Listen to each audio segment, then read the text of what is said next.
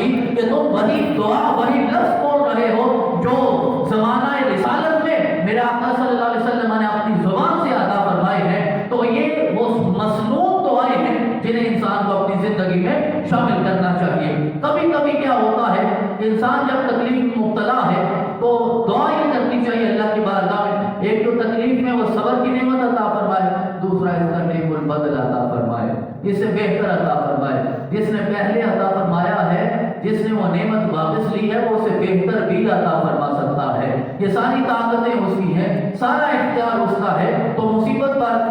نعم البدل کی دعا کرنی چاہیے۔ ام المومنین جناب بی بی ام سلمہ رضی اللہ تعالیٰ عنہما یہ روایت کرتی ہیں کہ میں نے رسول اکرم صلی اللہ علیہ وسلم کو اگر کسی مسلمان کو کوئی تکلیف پہنچتی، کسی صحابی کو کوئی تکلیف پہنچتی، ہمارے یہاں سب سے بڑی تکلیف موت ہی ہوتی ہے۔ موت سے بڑی کون سی تکلیف ہے کہ اگر کسی کا کوئی جوان دنیا سے رخصت ہو گیا، پیارا کو دنیا سے رخصت ہو گیا، ہم پریشان ہو جاتے ہیں، تو رسول اکرم یہ دعا کرتے تھے، انا للہ و انا الیہ راجعون، انا للہ،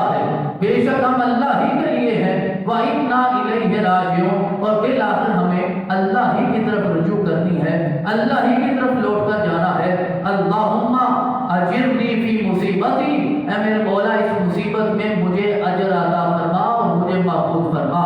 مجھے اپنی پناہ عطا فرما، وَاخْلُفْ لِي خَيْرًا مِنْهَا، اور اس سے بہتر مجھے اور عطا فرما۔ جس نے پہلے نعمت عطا فرمائی ہے، جس نے واپس لی ہے، انا للہ و انا الیہ راجعون، اللہم اجرنی فی مصیبتی واخلف لی خیرا منہا، تو ہمیں مصیبت میں نعم البدل کی دعا کرنی چاہیے۔ دیکھیں انسان کا اختیار نہیں ہے، اختیار میرے رب کا ہے، جب اس کا عمل ہوتا ہے لا یستاخرون